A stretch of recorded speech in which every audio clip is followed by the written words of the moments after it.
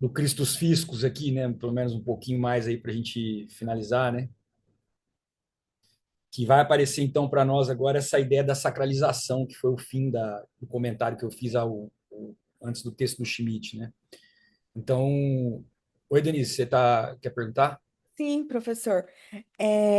Mas é uma parte que estava lá atrás que uma colega começou a comentar, quando o professor estava explicando sobre o Vaticano, que é um estado dentro de outro estado, Uhum. né? Só que naquela época ainda eles não tinham um exército como os outros estados tinham, não é isso?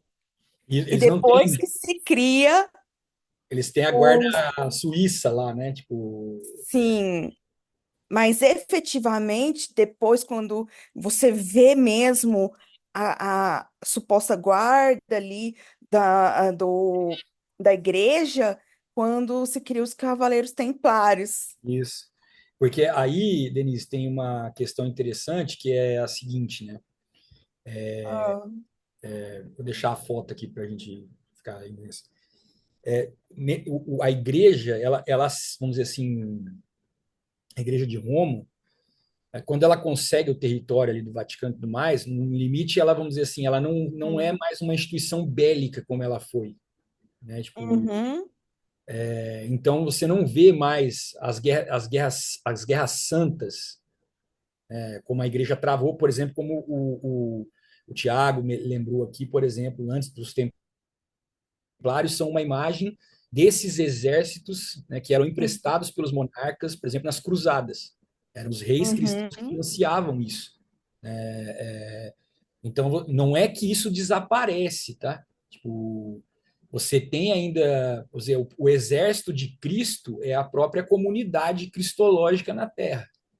Você não vê por aí algumas, porque vou usar uma expressão aqui que não é criminalizante, tá? É uma expressão do aham, constitucionalismo americano. As facções que existem, facções políticas, os grupos políticos que existem dentro da Igreja Católica são muitos.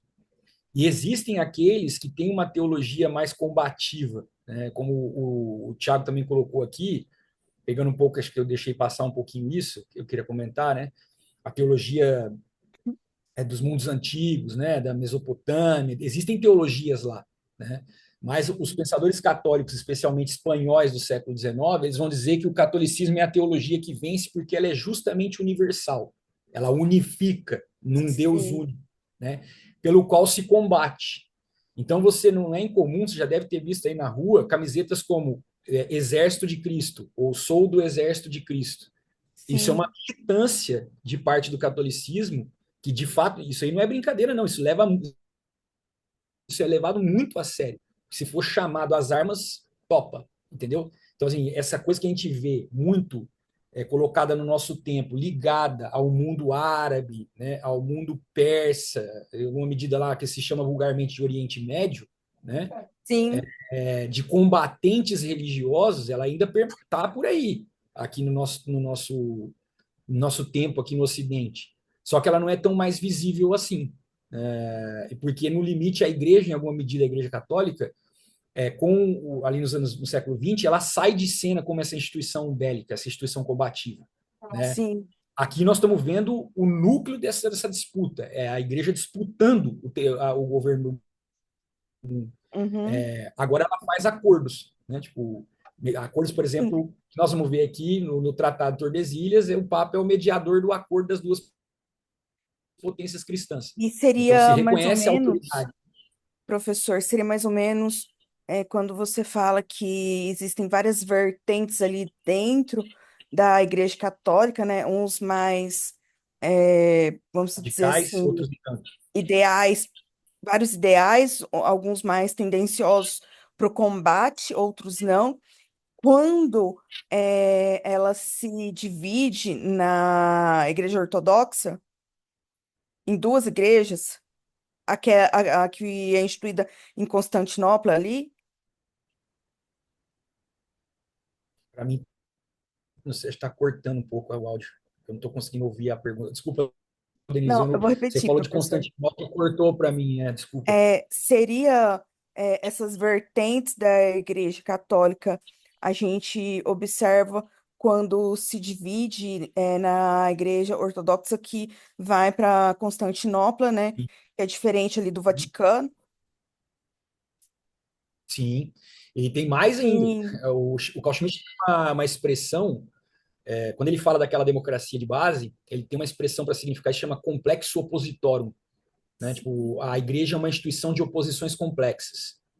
Uhum, Por isso que a base é democrática. Então você pode ter desde a teologia da libertação, que é uma teologia aqui da América do Sul, que fala a libertação dos povos do Sul, até o Opus Dei lá dentro, tipo, que é ultraconservador, que combatia essa teologia da libertação.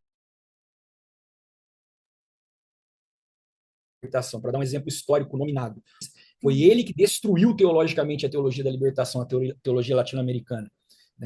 Então você tem uma guerra civil, em alguma medida, dentro da própria institucionalidade. Só que tem um uhum. ponto de decisão que ordena essas coisas, que é o Papa. Quando eu falei do filme do Conclave, vale a pena assistir, porque você vê justamente ali na aristocracia da igreja, nos cardeais, essas tendências, elas aparecem, elas são vocalizadas pelos seus representantes. Sim, se eu não me engano, eu acredito que eu já vi esse filme. E outra parte na história também que a gente observa, como o Papa também é muito suscetível aos reis, quando o Luís, que era chamado Rei Luís o Belo, na França, Uhum. ele consegue colocar um Papa francês. Isso. Não é isso aí, Denise, eu voltaria até ali, o Renascimento italiano já Sim, tem, que se chama aí, né, nessa cronologia, o século XV, é o período Maquiavel, né, e de outros, o Dante, né, mas o Maquiavel descreve bem isso, já que a gente está ali nesse período aqui, falando, né, do mundo inglês, para a gente pegar um pedaço do continente, né, para a Itália, o que a gente chama de Itália, a Península Itálica, ela está totalmente fragmentada nesse período.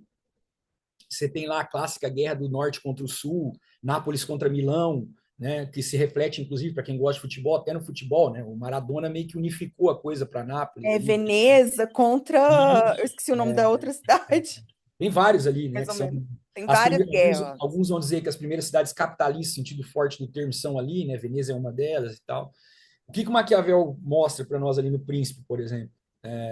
Que não era incomum as grandes famílias italianas desse período, já que a gente falou um pouquinho do continente aqui, dá para a gente aproveitar a tua questão para falar lembrar desse importante pensador político, né? Uhum. O Maquiavel vai dizer, não era incomum você, por exemplo, nos Médici ou nos Os Borgia, Médici. Adoro essa parte da história. eles tinham o quê? Um filho ia virar príncipe, monarca, e o outro ia virar papa. Era uma Sim, estratégia da família para que os irmãos mantivessem o poder.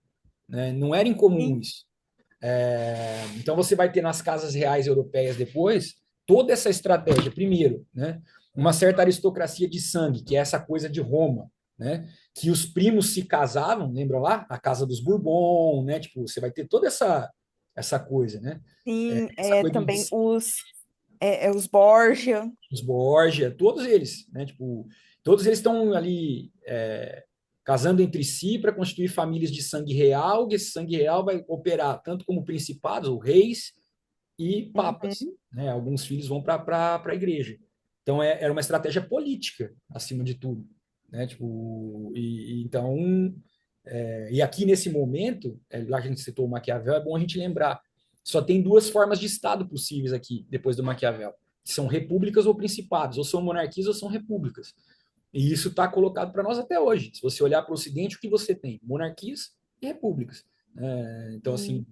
monarquias unitárias, né, o poder de uma pessoa, não estão necessariamente absoluto, monarquias parlamentaristas, constitucionais, depois do mundo inglês, mas monarquias Uhum. ou repúblicas, né, esses poderes separados.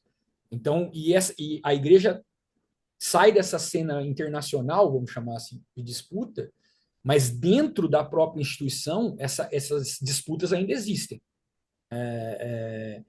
E não são disputas comezinhas, pequenas vaidades, isso existe também, mas são disputas políticas, acima de tudo. O cargo de soberano do espiritual, da espada espiritual, do vigário de Cristo, o Papa, ainda está em muita disputa dentro da igreja, né? Então, esse filme, o Conclave, retrata bem a coisa aí para nós. A gente também observa no filme que foi feito pelo Tom sobre a igreja, que ele tem o inferno, tem o nome do primeiro, eu esqueci. No primeiro, você começa a traçar essas linhas. Ô, Douglas, Sobre o Opus Dei, uma coisa que você tá, é sobre o Dante Alighieri lá, o filme é baseado nisso, isso, chama lá o livro. baseado. Fala muito sobre Michelangelo, fala sobre o Dante. Período, é período. Aí que traz aquela história da Opus Dei para a gente entender mais um pouquinho. Fala dos Cavaleiros Templários também. Uhum. Isso é o que se chama, o Schmitt chama de faccionismo dentro da igreja, que não é uma coisa Sim. criminosa, como eu falei. São as forças políticas que operam dentro da institucionalidade da Igreja Católica. E como a gente vive no meio, se você, por exemplo, é católico, cristão praticante, Uhum, vive com essas pessoas, às vezes nem sabe, né? Porque as disputas são internas, muito internas, né? Se você só vai à missa aos domingos, você nem, às vezes você reconhece pelas vestimentas, alguns ali. Então, símbolos dessa disputa de poder, né? Então, a guerra é meio interna agora. Isso não quer dizer que a igreja não é um elemento importante na política internacional. As pessoas escutam o Papa, mas não como nesse período que a gente está analisando aqui. Né? Tipo, ele já não é uma força de um príncipe soberano, porque justamente porque nós vamos ver na sequência, quando o Hobbes, inclusive, coloca a espada temporal no pescoço, que mas para mim parece que é o Hobbes que vai fazer isso, a igreja já não tem como se defender desses soberanos. Né? Tipo, eles se fortaleceram. Aqui na nossa caminhada, a gente vai ver um pouquinho isso. Se fortaleceram a partir desses exércitos permanentes, desses estados que se ameaçam uns aos outros. Né? E ainda está ligado ao quê? Essa coisa do fisco aqui, ó, do Christus Fiscus, né? Que é a sim, soberania lembrei, professor, o nome do filme é O Código da Vinci. Aí do Davi. depois tem a sequência, é Anjos e Demônios, e tem um Inferno de Dante também. Que aí E é tem base... também, professor, um seriado, eu não sei se você já viu, na Netflix, Suburra, o nome, eu não sei a pronúncia correta, né? Mas eu procuro. Mas mostra que até nos dias de hoje, o quanto o Vaticano ele é político, o quanto ele arrecada, mostra perfeitamente. É uma série, acho que de 3 ou 2 temporadas, acho que 3. Isso. Então é legal você assim tá vendo para saber como opera-se hoje em dia, né? Hoje. Né? É uma coisa que não está lá no passado, né? Só se reconfigurou. Esse ponto que o Schmidt fala da oposição complexa, essa forma de funcionamento da igreja, que se dá pela mediação da autoridade papal dessas oposições complexas, ele vai dizer, essa é a forma política que deu certo, Carl Schmitt vai dizer. Por quê? Porque ela está aí há 2000 anos. Então ele vai dizer, o Estado tem que olhar para isso. Nós vamos ver isso com calma, porque eu falei para vocês que eu vou pegar um encontro para falar lá depois do Hobbes, ali dos contratualistas, mostrar como que o Schmitt reativa esse debate da teologia política no século XX, Hum. para falar como que o Estado, o Schmitt se entende como um jurista do direito público e um direito do Estado, né? O Estado tem que olhar para a igreja, não para copiá-la, mas para levar a sério algumas coisas que mantiveram essa instituição em pé. Essa é a tese do Schmitt. Essa é a hipótese. Né? Tipo, porque ela dá conta desses debates internos, né, que estariam colocados também para o Estado. Né? Então, a coisa aqui, como é que vai continuar para a gente já chegar no Hobbes aqui, né? Chegar no nosso tempo, então, na modernidade, em alguma medida, né? A res sacrae, ou quase sacrae, ou seja, a coisa sagrada, ou a coisa quase sagrada, veja lá que os termos res, né, coisa, ou são pessoas ou são coisas, né, podiam ser reduzidos ao mesmo denominador, pois como res nullius, ou seja, coisa nula, coisa que não é pessoa, eram propriedade, não de uma pessoa natural, mas de uma pessoa igualmente fictícia, Cristo ou o fisco. Né, que agora é a imagem da soberania do monarca, né, que não estava exposta às contingências do tempo. Em última análise, O paralelismo aparentemente bizarro entre cristos e fiscos remonta aos estratos mais antigos do pensamento legal romano. Olha lá. Os dois vão reivindicar Roma, tá vendo? Para os romanos, a propriedade dos deuses e a propriedade do Estado, também é uma questão de tradução aí da cidade, né? Por definição legal, figuravam no mesmo nível. Coisa divina e coisa pública estavam fora do alcance do indivíduo porque eram coisa de ninguém. Res nullius, coisa de ninguém. Ou seja, o ninguém, o nada, o null ex nihilo aqui é o que não tem ninguém que põe a mão sobre isso porque está fora de relação, fora de alcance. E essa noção atrelada à coisa pública como coisa de ninguém pode ser lida de uma forma muito ruim, né? Tipo, no sentido de se não é de ninguém, pode ser meu. Aqui, o que o Kantorovich está dizendo é que, no fundo, essa coisa de ninguém é porque ela está fora do alcance, ela é sagrada. Então, lembram lá que mesmo na magistratura da ditadura romana, que era uma temporal, né, de 6 meses, às vezes para a guerra interna ou para a guerra externa aparecia essa figura do ditador, eles não podiam atravessar o Rubicão, o riozinho lá da entrada de Roma. Por quê? Porque o território romano era sacralizado, ou seja, ele estava fora de relação, inclusive dessa magistratura que concentra poderes. É isso que ele está falando aqui. Então, essas coisas que aparecem ali do Christus Fiscus, né, da imortalidade, de estar fora de relação com o tempo, remete aos primórdios do direito romano, né? Ou seja, ao mito de fundação, aquilo que sacraliza o território de Roma e tira esse território de relação, tira esse território, aquilo que é público em Roma não pode ser apropriado por ninguém, né? Não é de ninguém, é isso que está em jogo aqui, não pode ser. Então, está fora do alcance da mão significa dizer está fora da dinâmica da apropriação. Passaram a ser aplicáveis, então, continua o Kantorovich, né?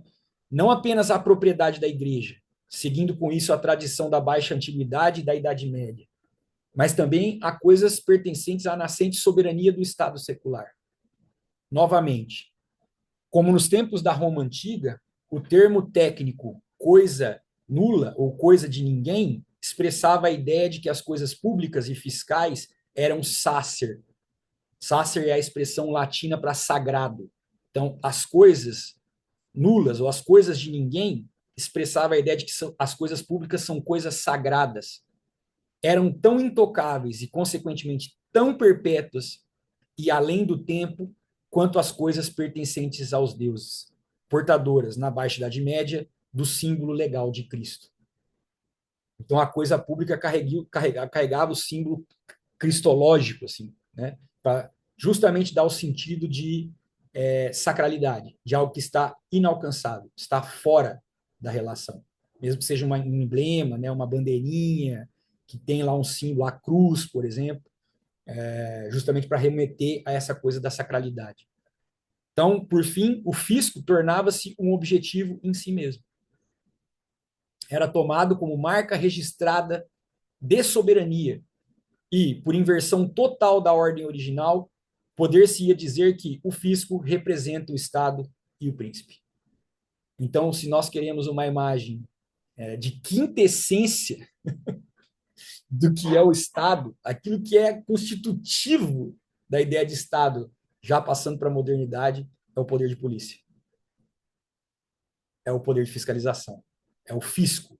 Ele jamais desaparece. Ele não está, vamos dizer assim, inscrito na dinâmica do tempo. E veja, por isso que eu disse para vocês, é importante que quando a gente faça essa imagem, vamos dizer, cristã, de um... Por que eu estou dizendo que é cristã? Porque a forma de nós representarmos a temporalidade, como eu comecei lá com o Walter Benjamin, com o Kozelek, tem várias formas de a gente representar racionalmente isso. O mundo antigo não tinha essa representação da seta que aponta para frente. Isso é cristão. Isso é desse período aqui. Por que é cristão? Porque se vocês pegam lá na teologia judaico-cristã, você tem uma origem, Deus cria o mundo e nós progredimos. A setinha que aponta para frente. Existia a forma cíclica de ver a passagem do tempo. Está lá na Grécia, está aqui nos Incas, está nos Astecas. Eles não tinham essa noção de progressão. E nessa setinha, o que a gente divide? Antiguidade, Idade Média, onde a gente está, e agora a gente vai passar para a modernidade. O médio é o meio entre o antigo e o moderno, né? Que a gente pensa que é só escuridão. Espero eu que nesses dois encontros dessa semana tenha ficado claro que não é bem assim para os juristas. Tem muita coisa interessante para nós aqui. E o problema central é o problema da soberania. Uma soberania que estabelece uma ordem jurídica, que vai falar de uma soberania imortalizada, né? Perpétua. E essa perpetuidade passa, então, dessa discussão dos corpos do rei para a existência do poder de fiscalização tributário aqui, de arrecadação, poder de polícia, ou seja, aquilo que passa do Estado medieval para o Estado moderno. O Estado moderno não abre mão do poder de polícia. Ele passa, ele permanece, já que a soberania é perpétua. É um elemento da soberania agora, né? Esse poder baseado na autoridade agora do governante, nós vamos ver de, por exemplo, aí que está o jogo do fisco, o Estado enriquecer ao invadir, ou se apropriar, a ideia aqui, invadir é ruim, invadir vai vir daqui a pouco, se apropriar de parte da sua riqueza, do seu patrimônio. Por isso que esses discursos contemporâneos aí, que a gente escuta por aí, imposto é roubo, já ouviram isso? Roubo nada. Tá tudo legalmente justificado aqui, ó, bonitinho. A gente acabou de ver. Essa conversa é a conversa da carochinha. Roubo nada. Então, se é roubo, vamos deixar o Estado cair. Mais ou menos a resposta desses caras seria essa, né? E você se garante aí na segurança. Aí tem uma galera que vai falar, não, é só me dar um revólver, tal. Chega o camarada na frente dele também armado, ele treme e não sabe nem dar um tiro, né? Tipo, então, para a gente ver como é que essas coisas, a gente não pode se render a essas conversas juristas, não pode se render a essas conversas de senso comum, né? Tipo, aqui você está justificando, o fisco é algo, um elemento da soberania. Eu costumo, lá no direito administrativo, quando eu vou falar sobre isso, eu costumo dar um exemplo muito concreto para a galera ver isso aqui. Eu falo assim, ó, rapaziada, vocês vão fazer concurso aí, né? Para as carreiras policiais, por exemplo. Né? Eu, às vezes, geralmente, eu tenho alunos aqui na graduação que são policiais militares e tal. Vocês nunca se perguntaram por que que um cobrador de impostos, seja um fiscal da Receita, seja estadual ou federal, ele ganha mais que um delegado de polícia? Aí eles olham assim, sério, professor? Eu falei, pode baixar os editais para vocês verem aí. Porque o Estado não está preocupado com a atividade policial, vamos dizer, claro, tem uma preocupação aqui, estou radicalizando nas tintas, mas o Estado está mais preocupado com a questão fiscal, que é um problema de soberania, do que com o crime, vamos dizer, convencional, furto de celular, de bicicleta, mesmo homicídio por briga de bar. O Estado está muito mais preocupado com a evasão fiscal, com o crime tributário. Porque nós estamos vendo aqui, o fisco é um elemento da soberania. Então você pega um fiscal da Receita, federal, estadual, ele ganha muito mais do que um delegado de polícia. Não vou nem dizer das outras carreiras policiais. Tá explicado por quê, me parece, aqui. Porque o poder de polícia, ele tem essa imagem tributária na sua essência aqui, que é um elemento da soberania. Tem uma coisa, um exemplo também que eu gosto muito do Kelsen, lembra do Hans Kelsen? Lá na Teoria Pura do Direito, quando ele vai tratar da explicação da imputação, né? Do escalonamento de normas, lembra lá que o Kelsen vai falar do escalonamento de normas? Tem uma norma hipotética fundamental que dá validade a todo o sistema normativo, ou seja, a todo o sistema de normas, né? Que muitas vezes nesses manuais também se faz uma figuração equivocada. A ideia da pirâmide não é do Kelsen, é de um aluno dele que ele falava que servia mais ou menos como recurso didático. Né? E eu canso de ver nos manuais de introdução ao estudo de direito, os caras falam, a pirâmide kelseniana. Primeiro, não é do Kelsen. Isso não está no Kelsen. Ele não usa a imagem da pirâmide em lugar nenhum da teoria do direito dele. Isso é um aluno dele que agora me foge o nome, um italiano, inclusive. Né? O segundo ponto é, essa imagem da pirâmide sempre induz a gente a erro. Como se do contrato de compra e venda que a gente estabelece na cantina da faculdade, a gente chegasse à Constituição, que é o ponto, vamos dizer, o zênite da pirâmide. Isso é um erro total, grosseiro, né? Porque a norma fundamental para o Kelsen vou falar a linguagem meio chata do Kant aqui, né? É um pressuposto lógico transcendental. Ela não tem materialidade em princípio, é uma regra lógica de validação. E aí ela aparece materializada na Constituição. Essa Constituição irradia da ponta a validade de todo o sistema de direitos. Aí o exemplo que o Kelsen dá é muito didático, eu acho, para entender isso. Ele vai dizer, o que é que diferencia, que está incluído aqui no nosso ponto, a ação do ladrão, do bandido e do fiscal tributário.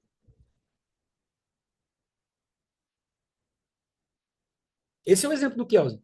Ele vai dizer o coletivo de bandoleiros, né, os ladrões na estrada, que assaltam lá. E o posto fiscal tributário, o policial fiscal, o poder de polícia. O que diferencia é que o fiscal tributário tem uma norma que investe ele na função, primeiro ponto. E existe uma norma conectada a ela que autoriza ele, ou seja, atribui autoridade e competência para que ele pratique aquele ato de diminuir o patrimônio da pessoa. Porque, no ponto de vista do mundo fático concreto, a ação é a mesma. O fato, não é assim que o direito gosta? Fato e direito? O fato é o mesmo. Há uma intervenção de um terceiro sobre o meu patrimônio. A diferença é, existe um ordenamento jurídico que legaliza a ação do fiscal tributário e o bandido está fora da lei. Ou seja, a lei como mediação e critério de medida das nossas ações. Fica claro isso? Lá no velho Kelsen, lá no grande Hans Kelsen. A lei é o critério da nossa medida para o fato bruto lá do mundo da vida, que é o mesmo. O meu patrimônio está sendo diminuído. Em um caso é um crime, no outro é uma dívida fiscal que está sendo cobrada como obrigação tributária, não é isso? Ou seja, há uma soberania que autoriza o regramento de investidura dos seus funcionários e uma norma, portanto, que autoriza outra norma, que é o Código Tributário, da geração da dívida fiscal, e uma outra norma que reconhece a obrigação tributária, e uma outra norma que autoriza, então, esse fiscal lá na ponta a dizer, agora você tem que pagar. E se ele não paga, bom, agora a gente sabe que tem vários procuradores municipais aqui, se inscreve na dívida ativa, e aí vai para o sistema judiciário, e aí tem a execução fiscal. Mas o exemplo do Kelsen é muito mais elementar. Para vocês, então, que são de direito tributário, procuradores e procuradoras fiscais, isso é para nadar de braçada, vamos dizer assim, no exemplo na sala de aula, né? Esse exemplo dos bandidos, do bando de bandoleiros lá e o fiscal da Receita. Deu para entender como é que é esse escalonamento normativo do Kelsen? Há uma norma autorizadora, ou seja, que carrega a autoridade e que atribui poder. Vê, Lucas, a autoridade e poder, a dinâmica aqui, ó, que é justamente o ponto que você levantou ontem, não necessariamente eles são contraditórios. A norma autoriza e atribui poder ao fiscal. Autoriza a conduta dele, então é uma conduta legal, e atribui poder a ele para fazer isso. Por isso que não é contraditório, o Agamben diz, né? Às vezes elas estão até relacionadas. É que eu deixei para completar a resposta aqui nesse ponto que a gente ia chegar. E o Kelsen está dizendo isso. Né? Só que o ponto para nós o Kelsen está pensando na soberania do Estado, que é limitada por essa norma, não é pessoalizada como monarca, é o Estado de direito já funcionando, né? É impessoal. Então, o fiscal tributário, ele está, a gente sabe, né? No guarda-chuva do artigo 37 da Constituição de 88, vamos imaginar assim. Um dos princípios constitucionais da administração, vocês se lembram, é o princípio da impessoalidade. Então, ele não tá o Lucas não está cobrando o tributo da Fernanda ou da Isabela porque ele não gosta delas. Pelo contrário, ele está em estrito cumprimento do dever legal, não é isso? Tem uma obrigação dada pelo ordenamento jurídico ao Lucas, como fiscal tributário, de cobrar os tributos da Fernanda e da Isabela. E ele tem que fazer. Né? Não é uma coisa... Vai lá, Juliana. A Juliana é procuradora, não é, Juliana? Se eu me lembro bem. Sou. E também existe a diferença na destinação disso, né? O ladrão vai subtrair o bem para si, e em Isso. tese o Vai Estado vai reverter isso. cobrar para o todo. Se bem que nessa época, né, na Idade Média, não era para o povo, né? Era para o imperador, para manter o poder, mas Rei. agora é para o povo, né? E é mesmo que aqui ele fala que em alguns momentos, você viu no trecho que ele fala assim, as coisas do reino são sagradas porque elas são em alguma medida de todos. Haveria um benefício, alguma ideia de benefício comum, né? Ainda assim. Mal, mais ou menos, mas haveria, né? Mas, de fato, esse ponto você lembra, te agradeço, Juliana, pela intervenção, porque é isso, né? O ladrão, ele toma para ele, né? Tipo, exceção do Robin Hood, vamos ser justos aqui com o exemplo que a gente deu, né? Que distribuía a riqueza, mas que é uma figura lá da literatura, né? Mas a ideia é essa, Juliana, que o ladrão toma para ele e o fiscal da tributário ele está tomando para o Estado e o Estado vai reverter isso. Por exemplo, vou fazer uma leitura aqui que o professor Gilmar Mendes trabalha, por exemplo, no livro dele lá no curso de Direito Constitucional, que os direitos fundamentais eles têm custos. É uma leitura algo econômica, assim, né? Então, para você ter direitos fundamentais, por exemplo, sociais, agenciamentos como previdência pública, esse tipo de coisa, essa estrutura, você tem custos para ela. Então, o Estado vai ter que arrecadar para poder, ou Sistema Único de Saúde, para a gente lembrar do nosso querido, claro que tem deficiências, mas antes com ele do que sem ele, e acho que a pandemia mostrou isso, né? O SUS, né? E aí as prefeituras têm, né? Equipamentos públicos, escolas públicas, de acesso universal da educação. A gente pode pensar, né? Toda aquela parte da ordem social, né? Na Constituição, né? Aqueles direitos sociais que precisam ser implementados como programas, eles têm custos, né? Tipo, então é isso mesmo, Juliana, essa é a ideia. O ladrão é para ele, né? Tipo, ele vai aquinhoar, vai pilhar, né, a riqueza do outro para ele. Agora, o fiscal da Receita, eu queria mostrar essa imagem legalizado na conduta dele porque tem um objetivo ali na frente. Né? Tipo, no Robin Hood, aqui na Idade Média, se a gente quiser pensar, é porque o imposto era lido como essa coisa injusta porque não voltava. Né? Então aí o Robin Hood começa a fazer esse movimento. Mas a ideia é essa. E aí o fisco passa a ser, então, esse elemento da soberania. Ele vai. Aí é legal esse ponto aqui final, né? O fisco tornava-se um objetivo em si mesmo. O problema aí, Juliana, vai ser que os monarcas também vão começar o entesouramento, né? Só arrecadar para ter mais riqueza e empobrecer o povo. Eu me lembro bem de uma passagem do Robin Hood, né? Que a galera lá do Robin Hood prende o cobrador de impostos, né? E aí é legal porque tem um religioso, né? Junto com eles, né? Ali em Nottingham. Eles fazem uma armação pro cara. E aí o religioso fala para o Robin Hood e ele reproduz para o fiscal, né? O mel de Nottingham para o pão de Nottingham, né? Porque o povo estava passando fome. E aí ele ia levar a espécie, né? Pão, mel, não sei o quê. E aí ele vai dizer assim, não, isso fica aqui, porque as pessoas precisam comer. Deixa o rei lá em Londres com os problemas dele lá. Então tem essas coisas na literatura é Os, legal por causa disso. os tempos mudaram, mas a gente vê que ainda é para permanecer nas mãos mesmo do, ainda que seja legitimado para o povo, né? Ainda Isso. existe É. a corrupção é Aí o ponto que é legal que você está totalmente. para a gente retomar aquela questãozinha que eu coloquei, que é um pouco a nossa tarefa no mestrado, de problematizar, né, essas questões de discurso na arena política, que são reproduzidos por essa dogmática do direito público, tributário, constitucional, né? Porque é fácil você escrever num livro assim, não, o imposto é justificado por tal coisa. Mas por que na ponta o povo está revoltado? Porque essa coisa não está chegando. Essa promessa constitucional e promessas constitucionais não cumpridas, para a parte, vamos dizer assim, que estuda, vamos dizer, do ponto de vista da psicanálise, isso, né, se torna um ressentimento. E ressentimento desencadeia revolta, né? Ressentimento vamos dizer, uma imagem, pode ser uma imagem triste dos afetos, né? Dos afetos políticos aqui. Então, não basta você ter um documento constitucional muito bonito que promete muitas coisas, mas não as entrega. Né? Então é um pouco esse ponto que você está colocando mesmo. Aqui a coisa era simples, porque o rei é visível, ele está lá na frente, né? Você chama o rei, o barão de ladrão, o rei de ladrão e tal. Agora você chama todo mundo de ladrão. Bom, esse estado uma hora vai ter problemas, né? Tipo, então, e aí o ponto que eu falei, né, Juliana, da gente pensar, será que nós evoluímos nessa setinha de progresso? Esse é o ponto. Você pode tornar uma coisa mais complexa, ter mais instituições. É claro que há evolução em alguma medida, né? Mas do ponto de vista da natureza humana, né? Essa máquina desejante, como gostam, né? Alguns autores e autoras, né? Essa máquina desejante que se apropria que tem coisas e se apropria cada vez mais de coisas, né? Que às vezes coisas que ela, nessa uma vida só não vai bastar. Eu fico pensando, por exemplo, agora nessa loucura que as pessoas aí fetichizam, nós teremos logo um primeiro trilionário no mundo. O que significa isso? Esse sujeito não vai ter vida para usufruir disso. Ah, mas ele vai deixar para os filhos. Que nada. Você sabe, bom, estou falando do Elon lá, o Elon Musk.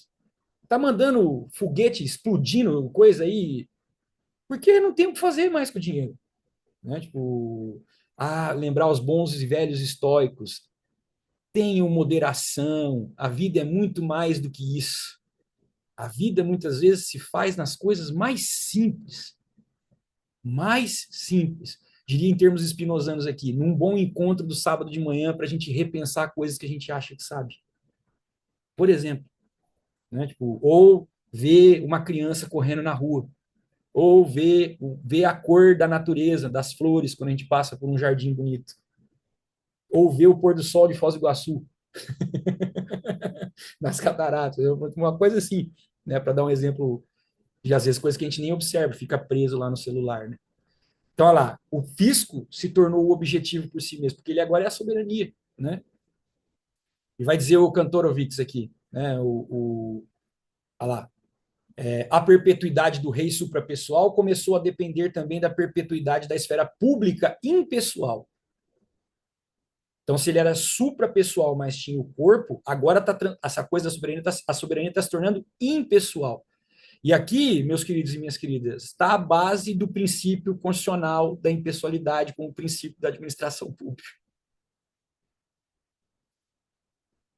Se vocês querem uma imagem originária do princípio constitucional da administração pública impessoalidade, porque o Estado moderno está nascendo. Ele está começando a ser debatido aqui. Olha lá, por quê? Porque a esfera pública impessoal, aqui o fisco pertencia. Então começa a ser debatido que o arrecadado pelo fisco não é do patrimônio do rei. É claro que a gente está muito embrionário aqui ainda. A França vai cortar a cabeça dos reis justamente para dizer só a república pode garantir isso, e não a monarquia. Aí você volta para a discussão da forma do Estado e das formas de governo. Né? Tipo, mas o ponto aqui veja lá que está começando a se atrelar, aí, Juliana, para os seus interesses, talvez, esfera pública e impessoalidade. O que é público, veja aqui, a primeira o que é público é sagrado e está fora de relação, fora do alcance da mão, se a gente quiser. E agora, o que é público é impessoal. Né? Como você é da área de direito público e fiscal, isso aqui me parece que é algo importante aí, talvez para a sua discussão, inclusive na dissertação. Né? Seja como for, o que os monarcas do século XIII, em última instância, tinham em comum era que emprestavam seu toque de sempiternidade, né, de perpetuidade, não tanto da igreja como da justiça e do direito público explicitado pelos eruditos jurisprudentes.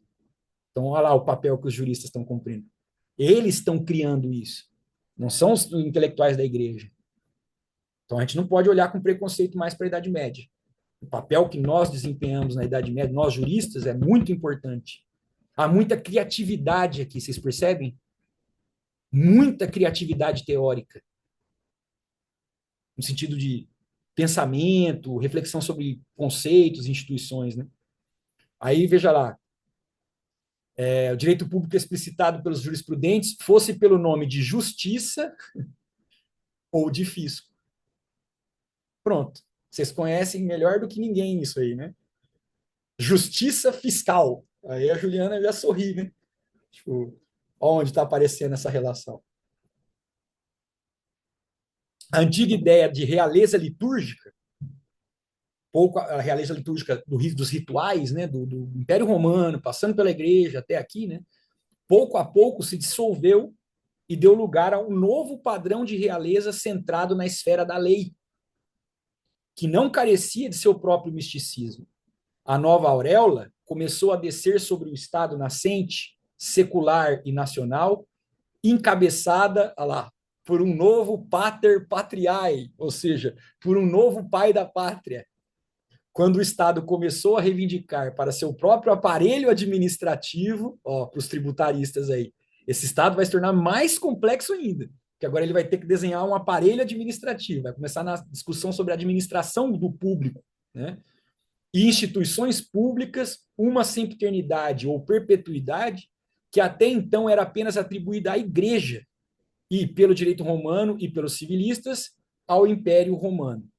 Império semper est, ou seja, o Império sempre é, o Império sempre está aí. Evidentemente, a dicotomia medieval, sacerdócio, reinum, ou seja, sacerdote e rei, era suplantada pela nova dicotomia do rei e da lei. Pronto. Olha lá, o nomos se transformou de novo em lei. Na era da jurisprudência, o Estado soberano alcançou um esvaziamento de sua essência independente da Igreja, embora paralela a esta, e assumiu a eternidade do Império Romano quando o rei tornou-se um imperador em seu próprio reino. Significa dizer que o rei encostou a espada temporal no pescoço do Papa, e a imagem que simboliza isso é essa aqui, ó. Cujos régios eius religio. Onde está o reino, está a religião. Ou de quem é o reino, é a religião. Que é essa imagem? Essa é a capa original do livro do Hobbes. Leviatã ou matéria, o poder sobre um estado eclesiástico ou civil. Ela tá com a primeira edição é em bronze essa capa aqui. E vejam que lá no escrito em cima é um trecho do livro de Jó, como eu antecipei para vocês lá. Não está escrito lá, não há poder supremo algum sobre este. Nós vamos fazer o exame dessa capa aqui. Toda essa caminhada, esse debate para chegar, vamos dizer assim, no pater patriae do Estado moderno para alguns, que é o Thomas Hobbes. Que vocês viram um pouquinho, provavelmente, lá na graduação, teoria política, um pouquinho de direito constitucional. Vocês já tinham visto aqui a capa original do Leviatã? Vocês percebem que tem todos os elementos que a gente conversou até agora? Território, a cidadezinha ali para representar a população, o povo, segura, né? Mas vejam bem que o corpo do soberano são sujeitinhos que estão lá. A relação de identidade entre súdito e soberano, o corpo político, olhem bem lá dentro, ó. O corpo político que está na cidade agora constitui, para usar a nossa linguagem aqui, o corpo do soberano. Veja então a importância lá daquele começo estranho, né? Esquisito dos dois corpos do rei. Onde vai chegar? E aqui nós estamos falando de um pensador inglês. Os símbolos da soberania depois, né? A espada, a coroa, o báculo sacerdotal, olha lá. Só que agora todos na mão do soberano. E se a gente olhar para baixo aqui, né? Nós vamos ver embaixo da mão da espada o castelo, a coroa, o canhão, os escudos, né? As lanças, os emblemas, as bandeiras e a guerra. O símbolo da força temporal. O castelo, a gente viu lá desde os romanos, né? É aquilo que nos protege, que é sagrado, que garante a sacralidade do território e que dá segurança. E os símbolos da imortalidade do soberano e de sua força, a coroa, o canhão, a espada, o exército. E embaixo do báculo, olha lá, você vê como ele colocou ali o Kantorowicz, né? Não desaparece, a igreja está lá, só que agora está sob controle. Ó. A igreja, a mitra papal, tá vendo o chapeuzinho do papa ali? Que é a coroa dele, né? O equivalente da coroa, né? O canhão apontado para esse trovãozinho aí. Por quê? Porque o raio é o símbolo da força de Deus. É a arma de Deus. Aí nós temos embaixo, esses são elementos de suplício, né? Que os religiosos usavam, esse de baixo aqui. E embaixo ainda, nós estamos vendo que as disputatio medievais, que são os conflitos dos intelectuais, os conflitos sobre os conceitos dos teólogos ali, ó. Eles se sentavam assim e discutiam para formar as ideias da igreja, os conceitos, tudo mais, que era trabalhado como uma certa guerra intelectual. Então, você vê lá, está equivalente à guerra, está no mesmo a mesma altura aqui para simbolizar. Fala, Fernando. Professor, só para esclarecer, né? Eu tenho certo envolvimento aí com alguns conceitos da igreja. Salvo engano, esse tipo de chapéu do Papa, né? Esse que aponta para cima, Uhum. ele é solidel, não é isso o nome? E É, a tem mitra é aquele mais redondinho que eles usam é, por dentro, né? isso. Que acho que é para essa simbologia de que ele tem essa conexão com Deus, né? Esse apontar para o céu no sentido de que ali é um canal direto. Isso, E, inclusive não só o Papa, os bispos, cardeais, todos utilizam esse tipo isso. de referência. É isso, né? Isso mesmo, é isso mesmo. Obrigado. Eu te agradeço profundamente por essa ajuda aqui vamos dizer, na iconografia do livro do Hobbes aqui, né? Que no fundo a gente sabe que são esses instrumentos que são utilizados nessa caminhada que a gente fez aqui sobre a soberania, né? É isso mesmo, né? Então você só vai ao Pai pelo Filho, o Filho tem um representante na Terra. Essa é a imagem teológica, né? O ponto agora é que o sujeitão, olha lá, lembra lá da cristologia real? Se Cristo é a cabeça da igreja, agora a cabeça coroada é a imagem da soberania terrestre. Então tem esse, né? Primeiro a gente olha e já vê um rei ali, não é isso? Um monarcão, né? Tipo, às vezes passa despercebido ainda bem que eu consegui montar esse slide, acho que foi o melhor que eu consegui fazer, assim, né? Só para dizer, eu não sou muito habilidoso com essas coisas, não, vocês já viram, né? Mas isso aqui ficou bacana porque dá para a gente ver que são pessoinhas lá dentro do corpo, ó, que é o que a gente conversou até agora, o corpo político, que é o corpo místico do monarca, né? Tudo bem, gente? A gente vai voltar nessa imagem aqui de novo. Lá na frente vai ter outras iconografias agora com o Hobbes, e a gente vai voltar para essa coisa aqui. Como a gente vai começar o Hobbes, eu já combinar com vocês aqui. Eu vou recortar os slides para mandar para vocês até essa aqui, tá? Porque eu não terminei ainda dos contratualistas e tal. Então eu vou deixar até essa imagem aqui, se vocês forem usar nas aulas, aí é legal, porque eu confesso a vocês, há muito tempo eu dou aula de ciência política, teoria política na graduação. Não tem coisa melhor, fica a dica aí de compartilhar com os colegas professores, né, e professoras, para explicar Hobbes do que usar essa imagem. Não tem.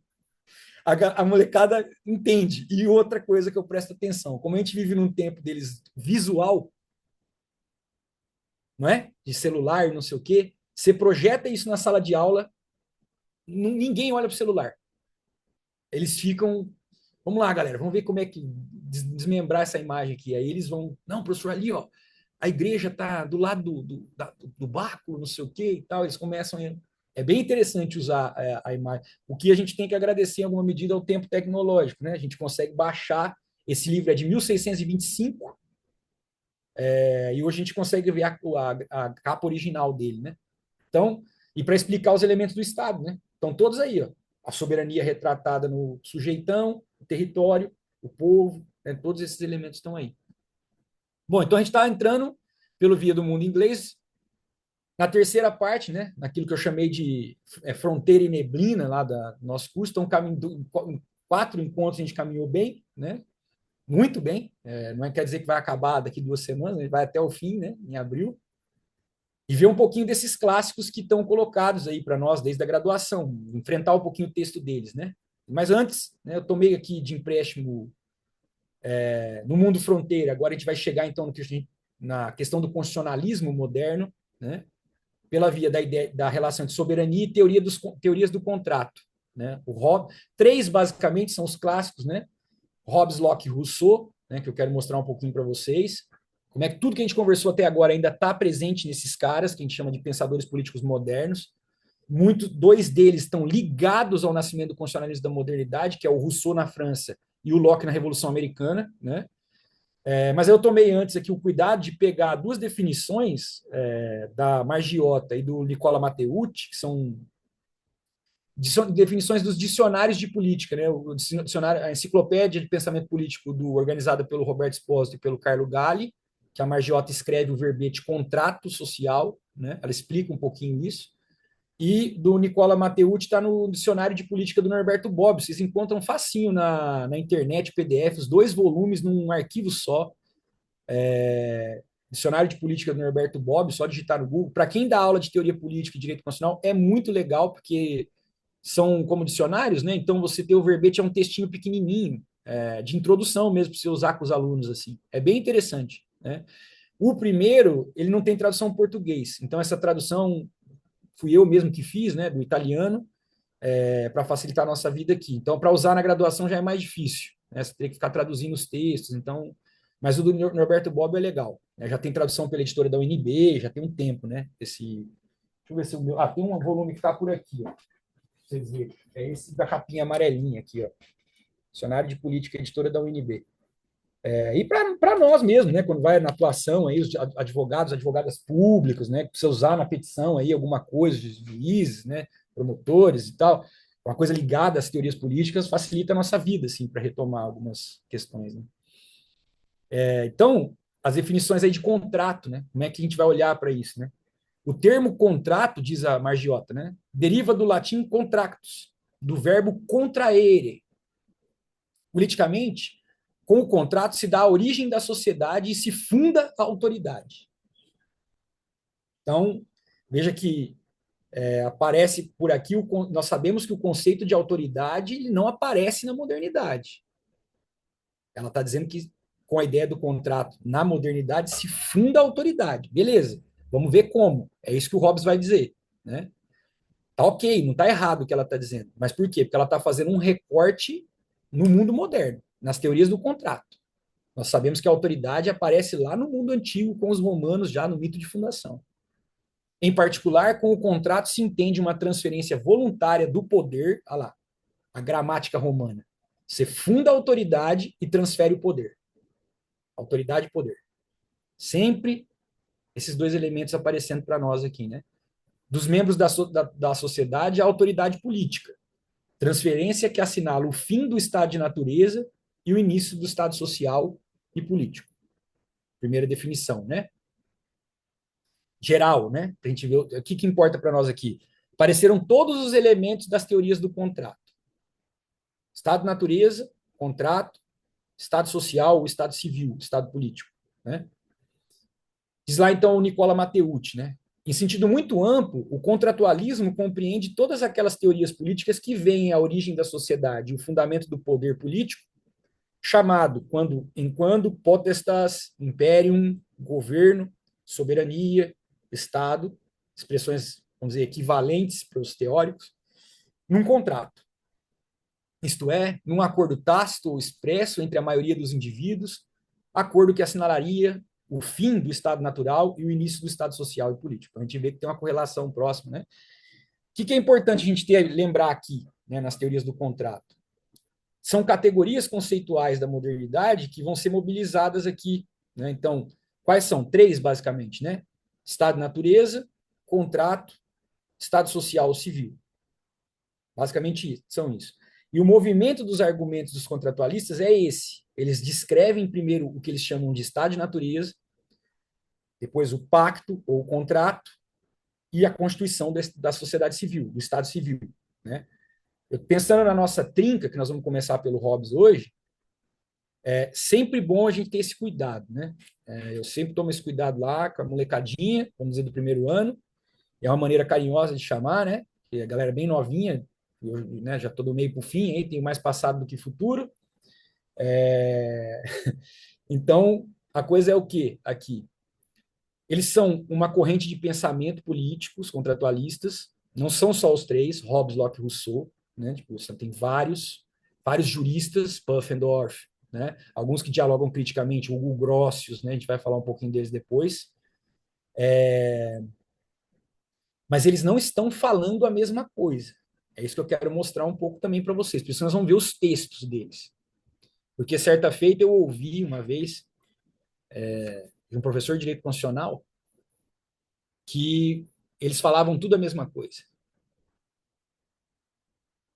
Na época eu nem reagi muito, porque eu falei, né, a gente tem que recuperar um pouco, perdoa pai, não sabe o que diz, né? Tipo, um descuido assim com a teoria política que não estou tentando mostrar para vocês que não dá para a gente fazer, né? Porque basicamente esse direito constitucional moderno ele está reivindicando todo esse debate que o pressupõe que a gente fez esse caminho aqui no pensamento político, né? O que vai ser interessante agora é que na modernidade a filosofia política em alguma medida vai depender da filosofia do direito e do direito constitucional. Isso é muito importante, porque ela vai operar categorias eminentemente ou essencialmente jurídicas. O contrato é uma categoria por excelência do direito. E aí nós vamos ver nesses pensadores algo como obrigação, né? Tudo isso é vocabulário jurídico do direito romano que está passando para cá, né? Então, para os nossos três, a minha ideia é a gente ver um pouquinho o que, primeiro, como se fundam esses estados modernos, as luzes do constitucionalismo moderno. Depois nós vamos ver as sombras, né? O que fica no escondido ou por baixo, né? E, fundamentalmente, quando o Hobbes fala de estado de natureza, ele está falando de uma coisa que é diferente de como o Locke entende, que é diferente de como o Rousseau entende. Eles mobilizam o mesmo conceito, a mesma categoria conceitual. Se a gente quiser, o mesmo vocabulário. Mas eles não estão falando a mesma coisa sobre esses conceitos. O estado de natureza, eu quero dizer, o estado de natureza para o Hobbes não é o estado de natureza do Rousseau. É diferente. Ah, isso é perfumaria. Não é. O Hobbes não sustenta a Revolução Francesa e, portanto, o constitucionalismo moderno. O Rousseau, sim. Isso não é perfumaria, não é, vamos dizer assim, preciosismo intelectual. Se eu não levar a sério isso, bom, existe uma gramática do constitucionalismo moderno que é republicana, que vai chegar no Francisco Bilbao, que é o nosso alvo final lá. Então, não confundir o Hobbes e o Rousseau é de fundamental importância. É isso que eu quero dizer. Dá para entender isso? Assim, essa preocupação, vamos dizer, preliminar aqui? Por isso, olha, contrato, estado de natureza, fundação do Estado, autoridade, ok, eles estão mobilizando isso. Nós vamos ver no texto que de maneiras diferentes, né? Cada um a seu modo. Fala, Isabela. Professor, eu tenho um dicionário de política que ele é mais enxuto, mas ele coloca aqui no contrato social que Kant também se utilizou, foi base da tese do Estado de Direito a teoria contratualista, né? Então, se a gente quiser alargar esse ponto, Isabela, o Kant é um leitor do Rousseau. Né? A ideia de liberdade kantiana como autonomia, ele está tomando do Rousseau a ideia de liberdade política. E aí, Isabela, para ver como é que esse ponto, eu te agradeço por essa lembrança aí do dicionário que você pegou. Por quê? Porque essa tradição kantiana vai chegar no Kelsen. O que eu quero dizer com isso? O Kelsen também é um contratualista. Significa dizer, contratualista significa pensar a constituição do Estado de Direito moderno, que tem na base aquela relação finalzinho ali do texto do Kantorowicz, do rei e da lei. A lei como limite da autoridade. Então, a Isabela está levantando lá o dicionário. Pode mostrar aí, Isabela. Ixi, desfocou. Aí mais para trás. Direito, dicionário de política. Depois você passa para o pessoal no. Deixa eu ver o chat. José Pedro Galvão de Souza, Clóvis Lema Garcia e José Fraga Teixeira de Carvalho.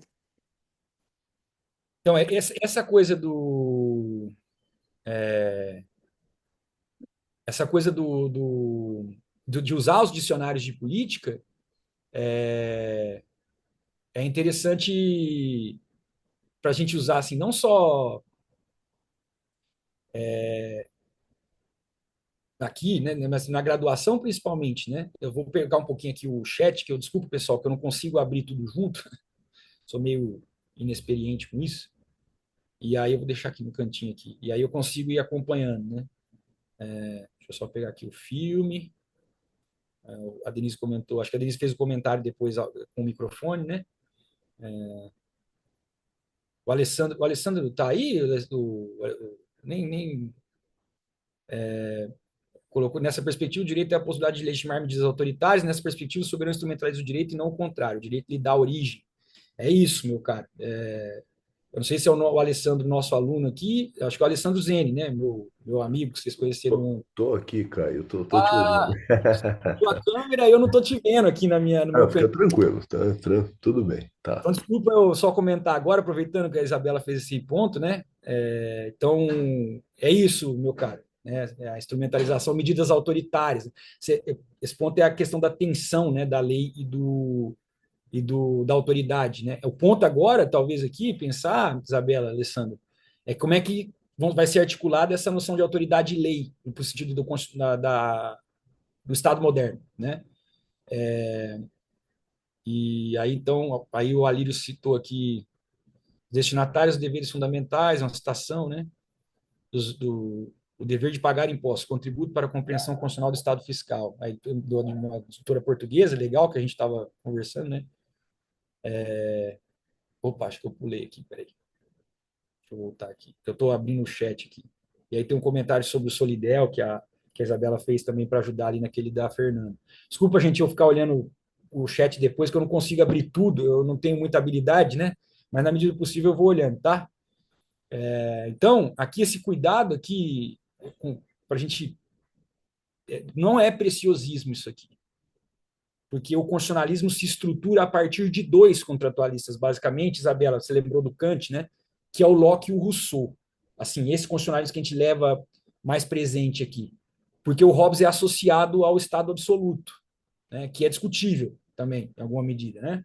Esse poder absoluto no Hobbes ele é discutível. A gente vai ver porque, por exemplo, o Hobbes vai dizer que o súdito tem o dever de resistir ao soberano se ele vai atingir a sua vida de maneira a qual que ele vai tentar tirar a sua vida sem motivação, né? Então você tem um direito de resistência no Hobbes, né?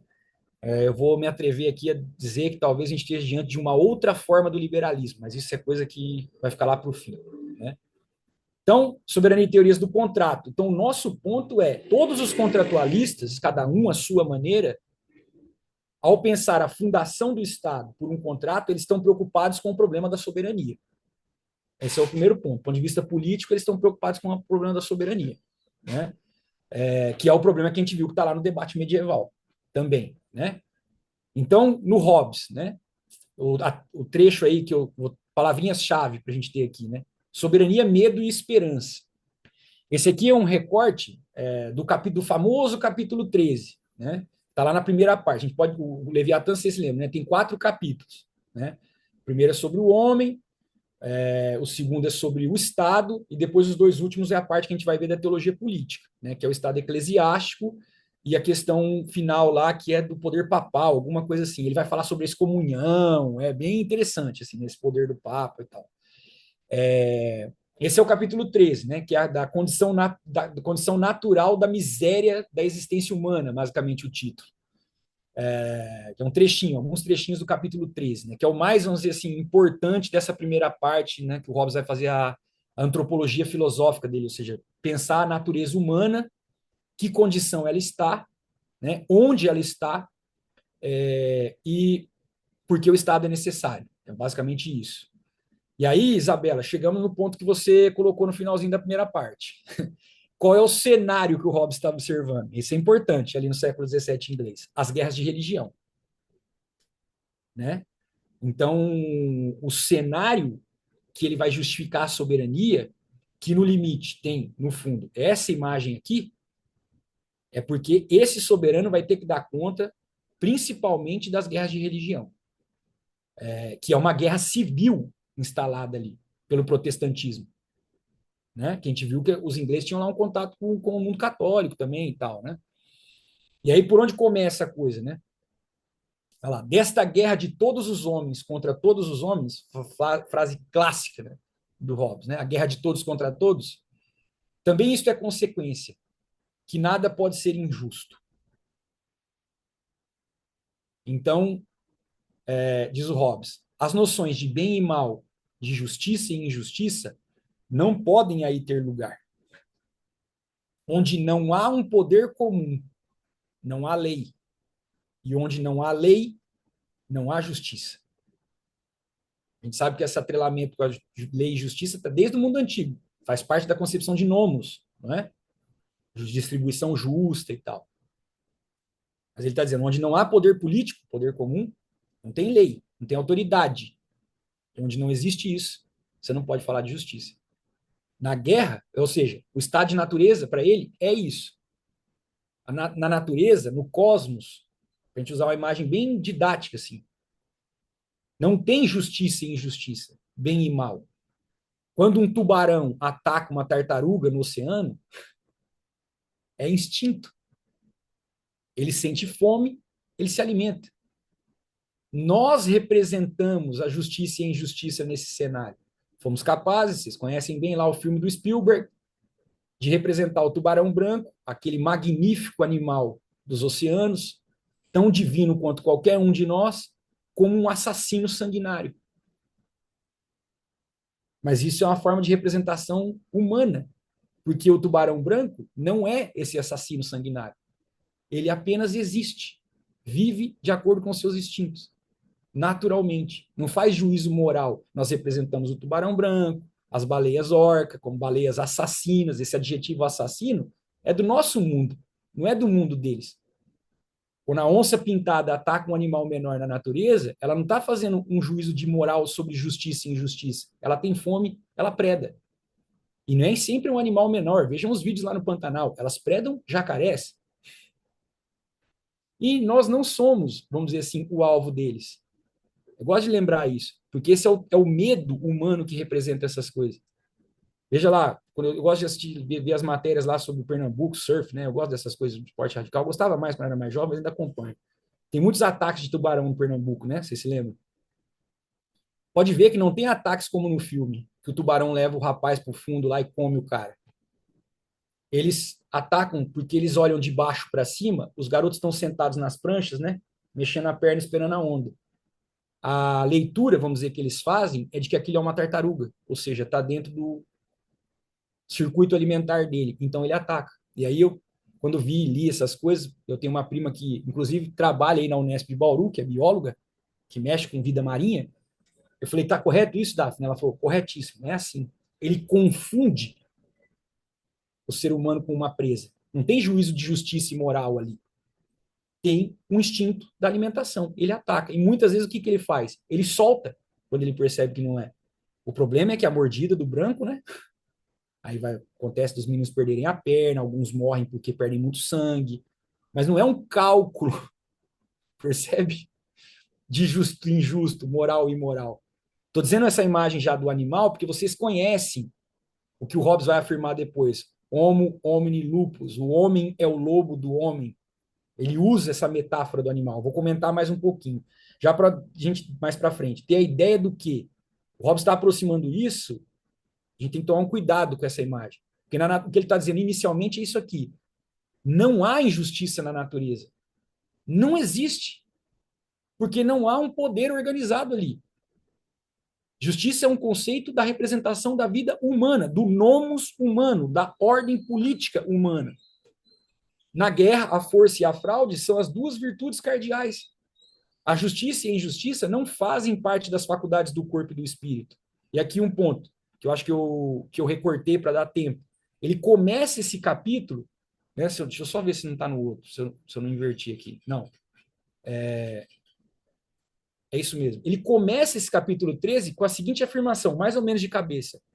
A natureza fez os seres humanos tão iguais nas forças do corpo e do espírito. O que quer dizer isso? Há uma igualdade radical no estado de natureza. Por isso que ele está dizendo, a justiça e a injustiça não fazem parte das faculdades do corpo e do espírito. Então, o que o Hobbes está querendo dizer? Há uma igualdade no nosso cenário, na nossa condição natural. Porque no fato bruto da vida, nós somos desiguais. Nós temos desigualdades corpóreas, visíveis. Eu, fisicamente, como eu estou mediado por tecnologia, vou fazer uma afirmação talvez bárbara, me perdoe, mas eu, fisicamente, sou mais forte que a Fernanda e que a Juliana, por exemplo. E, portanto, pela força, estabeleço um combate com elas para aquilo que quero me apropriar, que é isso que está no alvo, e tomo o que é delas para mim. Tudo bem? Mas como é que é a igualdade radical, então, Caio? Bom, a igualdade radical é porque ele disse forças do corpo e do espírito.